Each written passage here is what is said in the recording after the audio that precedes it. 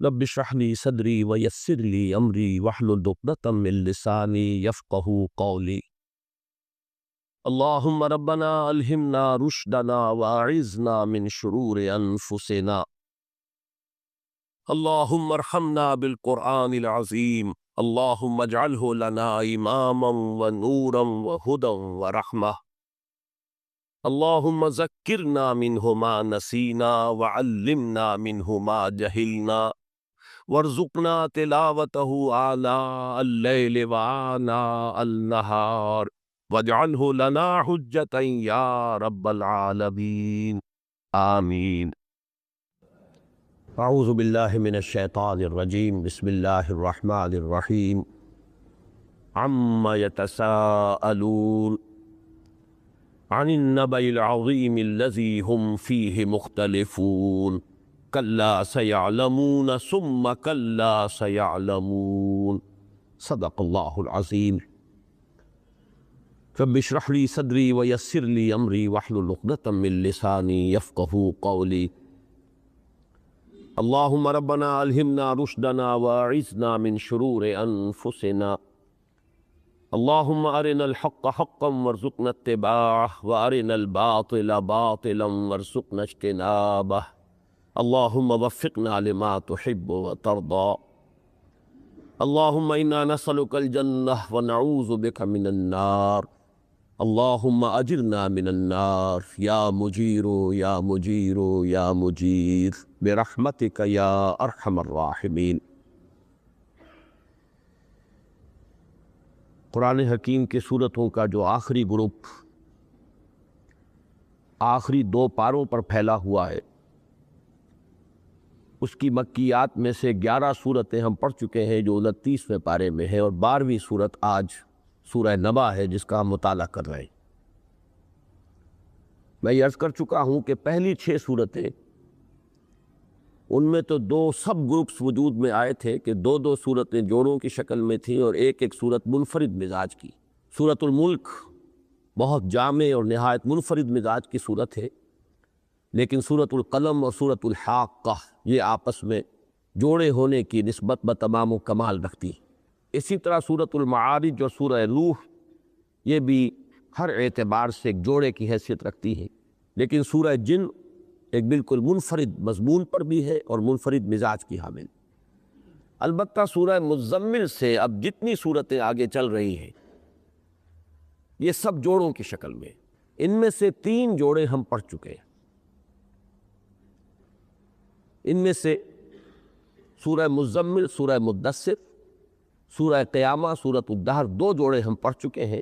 سورہ مرسلات اور آج سورہ نبا اس میں جمع کی جائے تو پھر یہ کہ یہ 4 جوڑے بن جائیں گے. میں پچھلی مرتبہ عرض کر چکا ہوں کہ سورہ مرسلات اور سورہ نبا میں یہ نسبت زوجیت جو ہے جوڑے ہونے کی نسبت بتمام و کمال موجود ہے.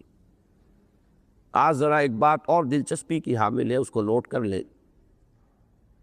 ان چیزوں کی معنوی اہمیت تو شاید زیادہ نہ ہو، لیکن قرآن حکیم سے ایک ذہنی اور مزاجی مناسبت پیدا کرنے میں یہ چیزیں یقیناً مفید ہیں.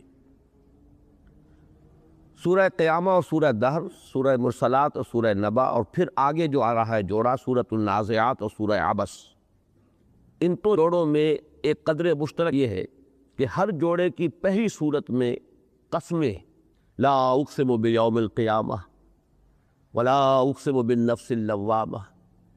پھر سورہ دہر جو ہے وہ بغیر کسی تمہید کے، بغیر کسی قسم کے براہ راست شروع ہو گئی ہے. هل اتى على الانسان حين من الدهر لم يكن شيئا مذكورا.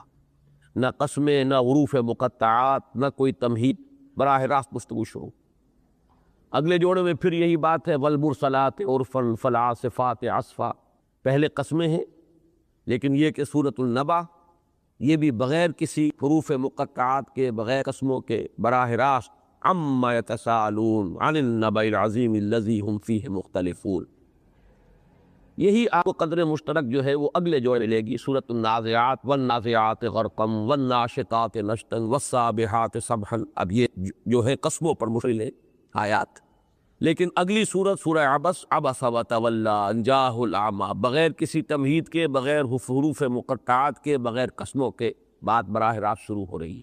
تو ان تین جوڑوں میں یہ بات جو ہے قدر مشترک کے طور پر نوٹ کر لیجئے کہ تینوں کی پہلی جو صورتیں ہیں ان میں قسمیں ہیں، جبکہ ہر جوڑے کی جو دوسری صورت ہے اس کا آغاز بلا کسی تمہید، بغیر حروف مقطعات، بغیر قسموں کے ہو جاتا ہے۔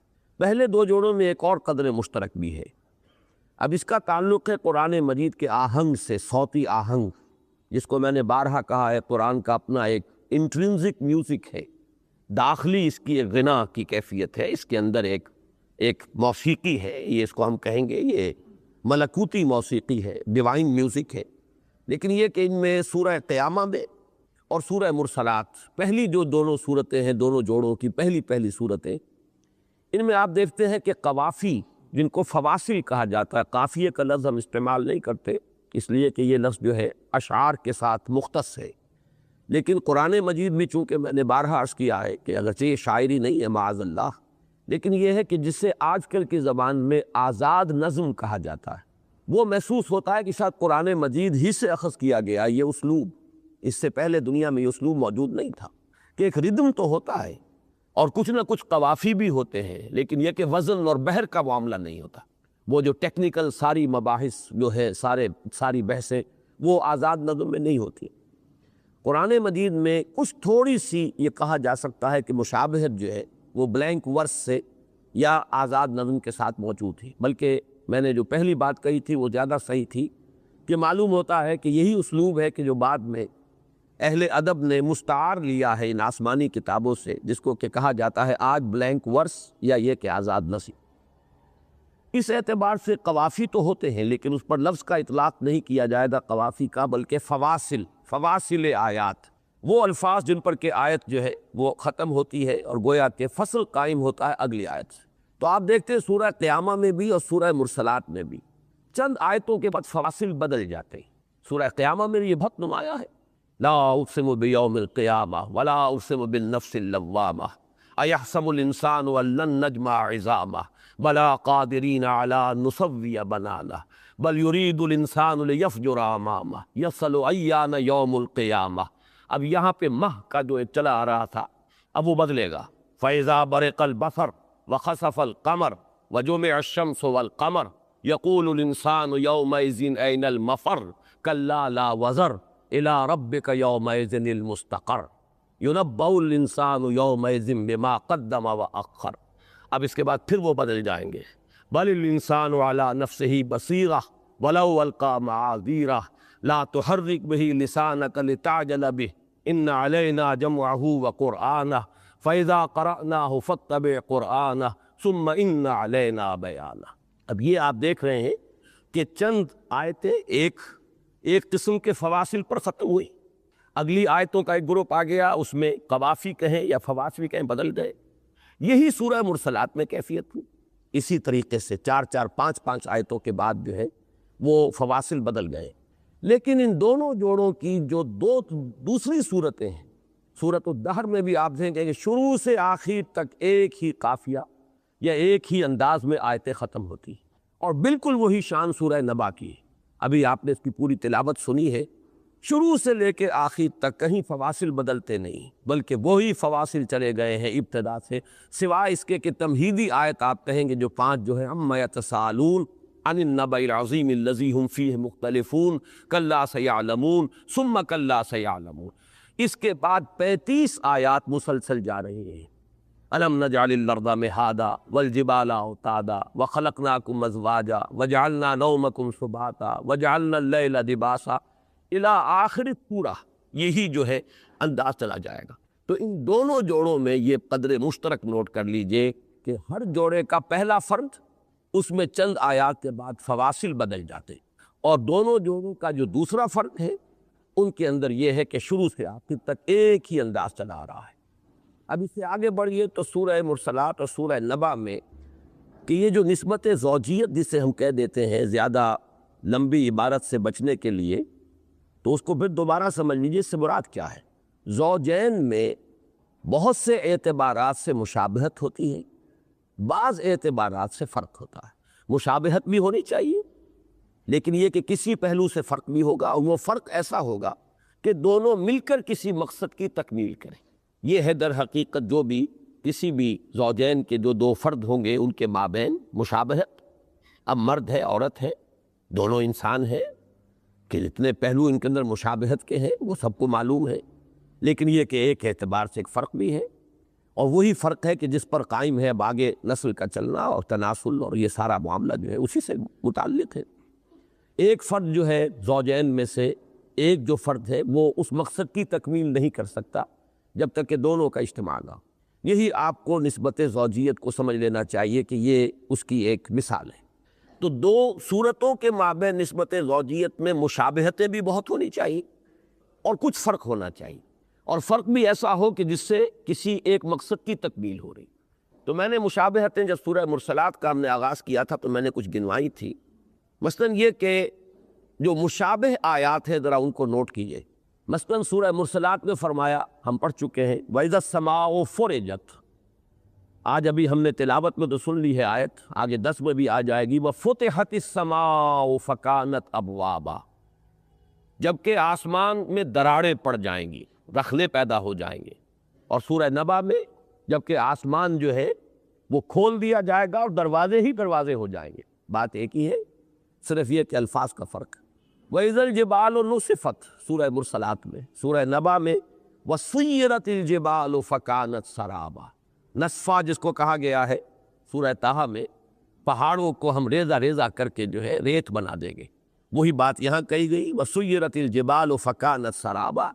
اور پہاڑ چلا دیے جائیں گے اور وہ ہو جائیں گے جیسے کہ ریتلے میدان ہوتے ہیں، چٹیل میدان ریت والے، جن میں کہ ایک سراب کی کیفیت پیدا ہو جاتی ہے کہ پانی نظر آنے لگتا ہے، درحالے کہ پانی نہیں ہوتا.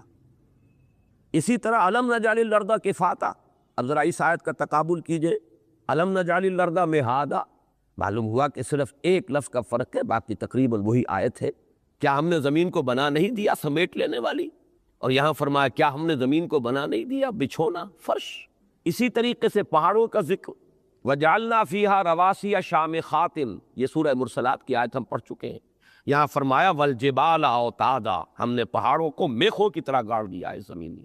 اسی طرح فرمایا سورہ مرسلات میں وَأَسْقَيْنَاكُم مَاءً فُرَاتًا، ہم نے پلایا تمہیں پانی بڑا شیریں، وہ جو تسکین بخش ہے. یہاں فرمایا وَأَنزَلْنَا مِنَ الْمُعْصِرَاتِ مَاءً ثَجَّاجًا. مضمون ایک ہی ہے، مشابہت اس وقت دلوا رہا ہوں. اسی طرح فرمایا یوم الفصل میں آپ کو بتا چکا ہوں کہ قرآن مجید میں یہ انہی صورتوں میں آیا ہے، 3 مرتبہ آیا ہے اس سورہ مرسلات میں کہ یوم الفصل وما ادراک یوم الفصل ھذا یوم الفصل. اور اسی طریقے سے یہ لفظ آیا یوم الفصل سورہ نبا کے اندر ان یوم الفصل کان میقاتا. سورہ مرسلات میں فرمایا تھا وَإِذَا الرُّسُلُ أُقِّتَتْ لِأَيِّ يَوْمٍ أُجِّلَتْ. یہاں فرمایا ان یوم الفصل کان میقاتا اجلت، جس کا ایک اجل معین تھا، جس کا وقت جو ہے طے تھا، اور اسی کو قیامت کے لیے فرمایا کان میقاتا. اس کا ایک وقت جو ہے وہ معین تھا اور معین ہے، اور اس معین وقت پر وہ آ کر رہے گی. سورہ مرسلات میں ہم پڑھ چکے ہیں ھذا یوم لا ینطقون ولا یؤذن لهم فیعتذرون. وہ مضمون سورہ نبا میں آئے گا لا یملکون منہ خطابا یوم یقوم الروح والملائکۃ صفا لا یتکلمون. فرشتے تک بولنے کی جرت نہیں کریں گے اور انہیں اختیار حاصل نہیں ہوگا. تو ظاہر بات ہے کہ مجرموں کی زبانیں تو گنگ ہوں گی. یہ اب مشابہت کے مضامین تھے جو میں نے آپ کے سامنے رکھے. ایک چیز اور نوٹ کرنے کی ہے کہ ایک اسلوب ہے جس کو کہا جاتا ہے استفہام تقریری. بظاہر سوال ہے لیکن اصل میں سوال نہیں ہوتا، کسی چیز کی تاکید کے لیے صرف اسلوب سوال کا اختیار کیا جاتا ہے. جیسے کہ سورہ مرسلات میں 3 دفعہ آیا ہے الم نہلک الاولین، الم نخلقکم من ماء مہین، الم نجعل الارض کفاتا. اور بالکل یہی اسلوب ہے جس سے کہ سورہ نبا اب شروع ہو رہی ہے، اور اس میں چونکہ وہ مضمون بڑی تفصیل سے چلے گا الم نجعل الارض مہادا. تو جو نسبت و تناسب ہے 3 مرتبہ علم سے سوال شروع ہوا ہے سورہ مرسلات میں اور 1 مرتبہ سورہ نبا میں. 3 مرتبہ سورہ مرسلات میں یوم الفصل کی ترکیب آئی ہے اور 1 مرتبہ جو ہے وہ سورہ نبا میں آئی. یہ چیزیں وہ ہے کہ جن سے ایک مناسبت قائم ہو رہی ہے ذہن کے اندر کہ واقعتاً ان میں بڑی گہری مشابہت ہے. البتہ فرق کیا ہے؟ دیکھیے 2 چیزیں ہیں، ایک ہے جلالی انداز، ایک ہے جمالی انداز. ایک ہے جس میں بشارت کا پہلو زیادہ ہوتا ہے، ایک وہ ہے جس میں انذار کا پہلو غالب. ویسے تو یہ تمام صورتیں جو آخری دو گروپ ہے یا جو آخری منزل ہے جو سورہ قاف سے شروع ہوتی ہے وہ آخری منزل، اور اس میں مکی اور مدنی صورتوں کے دو گروپ بن گئے، یہ دونوں کے دونوں گروپ جو ہے اور یہ پورا جو حزب ہے یا پوری منزل، اس کا مرکزی مضمون انذار ہے۔ انذار تو سب میں یوں سمجھیے کہ رچا بسا ہوا ہے، لیکن اس انذار کے ساتھ بھی کہیں کہیں رنگ جو ہے اس میں فرق پیدا ہو جاتا، کہیں بہت گہرا انذار ہے، بڑے جلالی انداز میں ہے، اس میں گرفت کا انداز، زجر کا انداز، ملامت کا انداز، ڈانٹ ڈپٹ کا انداز بہت نمایاں ہے، لیکن یہ کہ کہیں اس کے اندر بشارت کا پہلو ذرا زیادہ نمایاں کر دیا گیا ہے۔ چنانچہ آپ یہ دیکھیں گے کہ سورہ مرسلات کا انداز بڑا جلالی ہے، بار بار اللہ تعالیٰ نے اپنی خلاقی، اپنی قدرت، پھر سابقہ قوموں کی ہلاکت کا تذکرہ جو کہ سورہ نبا میں بالکل نہیں ہے، اس طریقے سے ایک فرق قائم ہو رہا ہے۔ پھر سورہ مرسلات میں ہم نے دیکھا تھا کہ اہل جنت کا اگرچہ ذکر ہے لیکن اختصار کے ساتھ ہے، جنت کی نعمتوں میں سے بھی صرف اکل و شرب کی جو نعمت ہے ان کا تذکرہ ہے۔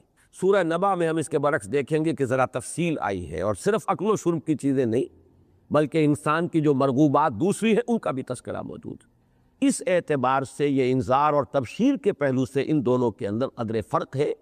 سورہ مرسلات کا انداز بہت گہرا ہے، انذار والا، اور اس میں زجر ہے، ڈانٹ ہے، ڈپٹ ہے، جھنجھوڑنے کا انداز ہے، ملامت ہے، جبکہ سورہ نبا میں آپ دیکھیں گے کہ ربوبیت کے جو شواہد ہیں ان کو زیادہ نمایاں کیا گیا ہے، اپنے احسانات کا تذکرہ زیادہ ہے، جس سے ایک جذبہ شکر ابھرے انسان کے اندر، تشکر اور ایک محبت کا جذبہ پروردگار کے ساتھ ابھرے۔ وہ چیز وہاں بھی ہے لیکن یہاں زیادہ نمایاں، میں صرف فرق بیان کر رہا ہوں، درجوں کا فرق ہے، اور جنت کا اور اہل جنت کا تذکرہ جو ہے وہ سورہ مرسلات کی نسبت سے زیادہ ہے۔ تو یہ چند فرق ہیں کہ جو نسبت زوجیت کو واضح کرنے کے لیے۔ ایک اور چیز ہے، یہ ذرا ویسے تو غیر اہم ہے لیکن جیسا کہ میں نے عرض کیا یہ چیزیں دلچسپی کی حامل ہیں، اور ان کے حوالے سے بہت سی چیزیں ذہنوں میں انسان کے وہ برقرار رہتی ہیں، مستحضر رہتی ہیں۔ قرآن مجید کی بعض اور صورتوں میں بھی آپ کو یہ شے نظر آئے گی کہ بالکل جیسے کہ برابر کی صورتیں ہیں، مثلا سورہ جمعہ ہے اور سورہ منافقون ہے، دونوں دو رکوعوں پر مشتمل، دونوں کی 11 آیات، دونوں میں پہلا رکوع 8 آیات پر مشتمل، دونوں کا دوسرا رکوع 3 آیات پر مشتمل، بڑی گہری مشابہت۔ بلکہ سورہ نبا میں ایک لفظ آ رہا ہے اترابا، ہم سن، تو یہ ہم سن ہونے کا ایک انداز ہے کہ قرآن مجید کی بعض صورتوں میں ہے۔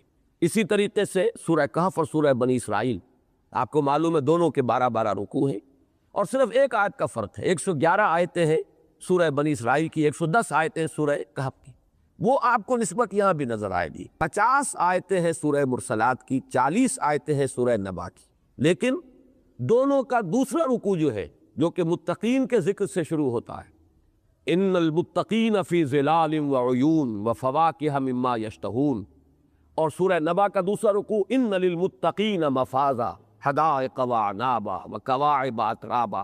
تو دونوں کے جو دوسرے رکوع ہیں ان کا انداز بھی بالکل ایک جیسا ہے، اور دونوں رکوع جو ہے 10 آیات پر ٹھیک مساوی تعداد ہے دونوں رکوعوں کی، جو سورہ مرسلات کا دوسرا رکوع اور سورہ نبا کا دوسرا رکوع۔ بس اب اس تمہید کے ساتھ آئیے ہم شروع کرتے ہیں۔ عما یتسالون، یہ عما ایک لفظ بن گیا ہے، اصل میں اس میں 2 الفاظ شامل ہیں، عن حرف جار ہے، ما حرف استفہام ہے، تو عن ما، لیکن یہ کہ ان کو جمع کیا گیا، نون اور میم چونکہ قریب المخرج ہے، اس کو ادغام کہتے ہیں، 2 الفاظ مدغم ہو جاتے ہیں ایک دوسرے میں، تو یہ اما میں سے بھی پھر الف جو ہے اس کو حذف کر دیا گیا، اور اس کی بہت سی مثالیں، فیما انتم، فیما کی بجائے فیما، اس لیے کہ اور وہ زبان کے اوپر جو ہے ہلکا ہو گیا اور اس کے اندر جو ہے ردم کی ایک کیفیت زیادہ پیدا ہو جاتی۔ تو عما یتسالون، کس چیز کے بارے میں یہ ایک دوسرے سے پوچھ گچھ کر رہے ہیں، یہ کس چیز کے بارے میں یہ بکثرت سوال کر رہے ہیں۔ یتسالون سوال سے بنا ہے لیکن باب تفاعل ہے یہ، اور باب تفاعل کے خواص میں دونوں چیزیں شامل ہیں، ایک تو مشارکت جو باب مفاعلہ کا تو یوں سمجھیے کہ بہت ہی اہم خاصہ ہے، لیکن باب تفاعل کے اندر بھی موجود ہے مشارکت، 2 افراد، 2 گروہ، 2 فریق مل کر کسی کام کو کر رہے ہیں، اور ایک یہ کہ اس میں مبالغہ ہوتا ہے، تو اس اعتبار سے دونوں معنی ہوں گے۔ اما یتسالون، کس چیز کے بارے میں یہ آپس میں گفتگو کر رہے ہیں، جس کے لیے کہ بہترین ترجمہ اردو جو ترجمہ نگار ہے قرآن مجید کے، انہوں نے مترجمین لفظ استعمال کیا ہے کس چیز کے بارے میں چہمے گوئیاں ہو رہی ہیں۔ یہ چہمے گوئی تذکرہ ہو رہا ہے، اس نے اس سے کہا، اس نے اس سے کہا، آپس میں سوال بھی کر رہے ہیں۔ یہ کیا بات ہے جو محمد کہہ رہے ہیں صلی اللہ علیہ وسلم؟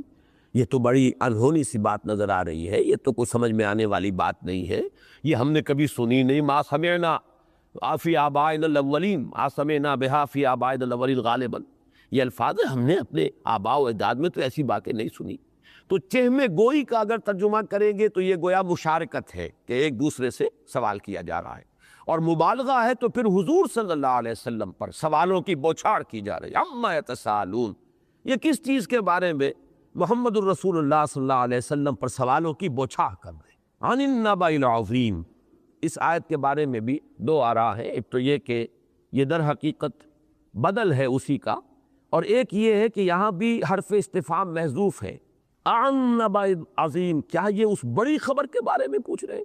یہ ایک رائے ہے، اور خاصی قوی رائے ہے، اگرچہ یہ کہ اس پر تو پھر نحو کے اعتبار سے بڑی بحث کرنی پڑے گی، لیکن یہ بھی ہے کہ گویا کہ اسی کا عما یتساءلون کا جواب دیا جا رہا ہے عن النبأ العظیم۔ یہ ایک دوسرے سے جو سوال کر رہے ہیں، چیبے گوئیاں کر رہے ہیں، یا محمد الرسول اللہ صلی اللہ علیہ وسلم پر جو سوالوں کے تیر چلا رہے ہیں یا بوچھاڑ کر رہے ہیں، یہ اس بڑی خبر کے بارے میں۔ اب اس بڑی خبر کے بارے میں اکثر مفسرین کا تو اجماع ہے کہ اس سے مراد ہے بعث بعد الموت، قیام قیامت، جزا و سزا، یعنی جس کو ہم ایک لفظ میں کہتے ہیں ایمان بالآخرہ۔ لیکن یہ کہ مفسرین کی اور آراء بھی ہے، قرآن مجید بھی اس سے مراد دیا گیا ہے، اور حضور صلی اللہ علیہ وسلم کی رسالت اس سے مراد دی گئی ہے، کہ یہ بھی بڑی انہونی سی بات تھی ان کے لیے کہ کسی پر آسمان سے پیغام آ رہے ہیں، اور کائنات کا جو خالق و مالک ہے اس نے اسے اپنا نمائندہ بنایا ہے، اس کے پاس اس کے پیغامات، اس کی طرف سے وحی آ رہی ہے۔ لیکن یہ ہے کہ یہ دونوں چیزیں جو ہے یہ بہت کم رائے ہیں اس کی، اصل یہی ہے، اور جیسا کہ میں عرض کر چکا ہوں چونکہ یہ آخری وہ صورتیں ہیں، انذار ہی ان کا مرکزی مضمون ہے، اہم ترین مضمون ہے، اور انذار کا تعلق جو ہے وہ آخرت سے۔ اور یہ نوٹ کر لیجئے کہ اگرچہ ویسے تو ہم یہ کہتے ہیں کہ ہمارے دین کی جو فکری اساسات ہیں وہ تین ہیں، تین میں اہم ترین توحید ہے، پھر یہ کہ معاد ہے، اور پھر رسالت ہے، لیکن حقیقت یہ ہے کہ اگر ہم ترتیب زمانی کو پیش نظر رکھیں تو سب سے پہلی جو چیز محمد الرسول اللہ صلی اللہ علیہ وسلم نے نمایاں طور پر بیان کی ہے وہ آخرت ہے۔ انذار، قم فانذر، کھڑے ہو جا اور خبردار کر، اس لیے کہ ابتدائی صورتوں میں آپ کو توحید کا مضمون جتنی تفصیل سے نہیں ملتا۔ جو چونکانے والی شے تھی، جو لوگوں کو بیدار کرنے والی چیز تھی، جس سے کہ لوگ ہوش میں آئے، سوچیں، گفتگو شروع ہو جائے، چلیے چیمے گوئی ہو جائے، چرچا تو ہوگا اس سے، وہ یہی تھا قیامت آئے گی، تم دوبارہ اٹھائے جاؤ گے، تمہیں اپنے رب کے حضور میں حاضر ہونا ہوگا، محاسبے کے لیے کھڑے ہونا ہوگا پروردگار کی عدالت میں، پھر تمہیں اپنے تمام اعمال کی جواب دہی کرنی ہوگی۔ مجھے وہ خطبہ یاد آ رہا ہے جو میرا کتاب چاہے دعوت اللہ اس میں نقل کیا ہے، کہ وہ خطبہ بھی خود بتا رہا ہے کہ اس میں سب سے زیادہ تفصیل جو ہے وہ آخرت کے بارے میں۔ تو واللہ لتموتن کما تنامون، خدا کی قسم تم سب پر موت وارد ہو کر رہے گی جیسے کہ تم روزانہ رات کو سو جاتے ہیں۔ ثم لتبعثن کما تستيقظون، پھر تمہیں لازماً اٹھا لیا جائے گا جیسے روزانہ صبح کو بیدار ہو جاتے ہیں۔ ثم لتحسبن بما تعملون، پھر تمہارا حساب لیا جائے گا جو کچھ کے عمل تم کر رہے ہو۔ ثم لتجزون بالاحسان احسانا وبالسوء سوءا، پھر تمہیں بدلہ مل کر رہے گا، بھلائی کا بھلا بدلہ، برائی کی بری سزا۔ وَإِنَّهَا لَجَنَّةٌ أَبَدًا أَوْ لَنَارٌ أَبَدًا، اور یہ تو پھر جنت ہے ہمیشہ ہمیش کے لیے، اور یا پھر آگ ہے ہمیشہ ہمیش۔ یہ ہے اصل میں سب سے بڑی وہ بات جس کے بارے میں حال ہی کا وہ شعر میں سمجھتا ہوں کہ صحیح تعبیر کرتا ہے، کہ جس سے کہ ایک چیمے گوئی پیدا ہوئی، چرچا ہوا، یہ کیا بات کہہ رہے ہیں، یہ تو انہونی سی بات ہے، سمجھ میں نہیں آتا۔ لہذا اس کے لیے وہ شعر جو ہے حال ہی کا کہ وہ بجلی کا کڑکا تھا یا صوت ہادی، عرب کی زمین جس نے ساری ہلا دی۔ تو وہ انذار، چونکانا، نیند کے باتوں کو بیدار کرنا، ہوشیار کرنا، در حقیقت اس میں اہم ترین شے جو ہے وہی ایمان بالآخرہ ہے۔ چنانچہ یہ نقطہ بڑا اہم ہے کہ آپ دیکھیے کہ یہ جو صورتیں ہیں ان میں توحید کا مضمون بھی آپ کو دبا ہوا ملے گا۔ جو مضمون نمایاں ہے وہ ہے آخرت، قیام قیامت، جزا و سزا، جنت و دوزخ، بلکہ ان صورتوں میں تو آپ کو رسالت کا ذکر بھی بہت کم ملے گا۔ رسالت کا تذکرہ بھی بعد میں شروع ہوا ہے، وہ کنٹروورسل رسالت کے بارے میں بھی بات کی ہے جو اصل شے ہے وہ در حقیقت یہ ہے کہ یہ خبر دے رہے ہیں محمد صلی اللہ علیہ وسلم اس کے بارے میں چیمے گوئی، عما یتساءلون عن النبأ العظیم الذی ہم فیہ مختلفون، جس کے بارے میں کہ ان میں اختلاف پیدا ہو گیا ہے، جس کے بارے میں وہ مختلف آراء کے حامل ہیں۔ اور اختلاف جو ہے اس کے دونوں معنی ذہن میں رکھیے، ایک اس کے معنی ہے اختلاف رائے، آپ کی کچھ رائے اور ہے، میری رائے کچھ اور ہے۔ ایک اختلاف ہوتا تضاد، جیسا کہ قرآن مجید کے بارے میں فرمایا گیا کہ یہ غور نہیں کرتے۔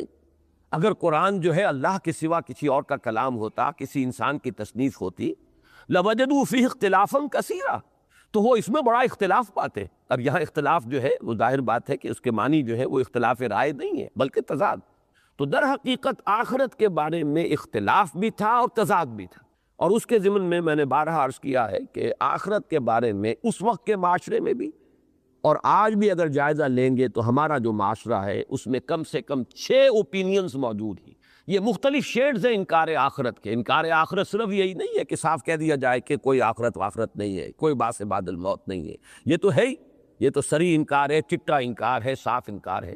لیکن یہ کہ کچھ اور شکلیں بھی انکار آخرت کی ہے، چونکہ یہاں فرمایا گیا الذی ہم فیہ مختلفون، اور قرآن مجید کے شواہد سے معلوم ہوتا ہے کہ ایک ہی ریئیکشن نہیں تھا اس پر، بلکہ ان لوگوں کے مختلف ریئیکشنز تھے۔ مثلا ایک ایکسٹریم ریئیکشن تو یہ تھا ہیہات لما توعدون، انہونی بات ہے، انہونی بات ہے، ناممکن ہے، محال مطلق ہے، جب ہم مٹی ہو کر مٹی میں مل جائیں گے ہماری ہڈیاں بھی گل سڑ جائیں گی، اذا کنا عظاما نخرا، ہڈیاں بھی گلی سڑی ہڈیاں رہ جائیں گی، تو کیسے ممکن ہے کہ دوبارہ اٹھا لیا جائے؟ تو یہ تو ہوا گویا کہ صاف انکار، کورا انکار، چٹا انکار، پوری نفی اور تردید۔ ایک یہ کہ ہاں کچھ معلوم تو ہوتا ہے کہ ہوگا، آخر ہمارے اندر ایک اخلاقی حص ہے، ہم محسوس کرتے ہیں کہ کوئی رسپانسبلٹی، کوئی جواب دہی ہونی چاہیے، لیکن ان نظن الا ظنا وما نحن بمستيقنين، کچھ گمان سا تو ہوتا ہے لیکن ہمیں یقین نہیں ہے۔ اور یقین جب تک پیدا نہ ہو، ظاہر بات ہے کہ انسان کا طرز عمل تو وہی رہے گا جو نہ ماننے والے کا ہے۔ آخرت کا یقین نہیں ہے تو آپ کا طرز عمل اور ایٹیچیوڈ زندگی میں وہی رہے گا کہ جو انکار کرنے والے کا۔ اس سے آگے چلیے، ہاں آخرت تو ہے، جائیں گے اپنے رب کے پاس، لیکن وہاں ہمارے یہ دیوی دیوتا جو ہے یہ کس برس کی دوا ہیں؟ یہ ہماری شفاعت کرے۔ ہؤلاء شفعاؤنا عند اللہ، یہ ہمارے شفاعے ہیں، یہ ہمارے شفعاء ہیں، شفاعے نہیں شفعاء، یہ ہمارے شفعاء ہیں کہ جو وہاں ہماری جو ہے شفاعت کریں گے، ہمیں چھڑوا لیں گے۔ اسی لیے تو ہم نے مورتیاں بنائی ہیں، اسی لیے ہم ڈنڈوت کرتے ہیں، چڑھاوے چڑھاتے ہیں، وہ سارا تصور۔ اب یہ کہ ہمارے ہاں اس کی شکل بدل رہی ہے، اب وہ مورتیاں نہیں ہیں، مورتیاں بھی ملتی تھی بزرگوں کے نام پر، بزرگوں ہی کے لیے تماثیل تھیں جو ان کے بڑے اولیاء اللہ ان کے قوموں میں گزرے تھے، ان کے نام پر، یا یہ کہ عرب میں مورتیاں بنائی گئی تھیں فرضی مورتیاں فرشتوں کے نام پر۔ لیکن یہ کہ آج ہمارے ہاں وہ اولیاء اللہ کے قبروں کے ساتھ وہی کچھ ہو رہا ہے کہ جو اس وقت مورتیوں کے ساتھ ہوتا تھا۔ وہ مورتیوں کو دھوتے تھے اور دھون پیتے تھے، یہاں قبریں دھوئی جا رہی ہیں اور وہ تبرک بنتا ہے۔ فرق تو اس کے کچھ نہیں، صرف یہ کہ اس کی ایک اس کی شکل اور حیت بدلی۔ اس سے آگے ایک اور بات تھی، ہاں ہے آخرت ہوگی ٹھیک ہے، لیکن یہ کہ ہم تو فلاں کی اولاد ہیں۔ یہ آپ کو معلوم ہے کہ یہود کے ہاں یہ سب سے زیادہ جہاں موجود تھا، نحن ابناء اللہ واحباؤہ، ابراہیم کی اولاد ہیں ہم، موسیٰ کے ماننے والے ہیں۔ آخر اللہ کے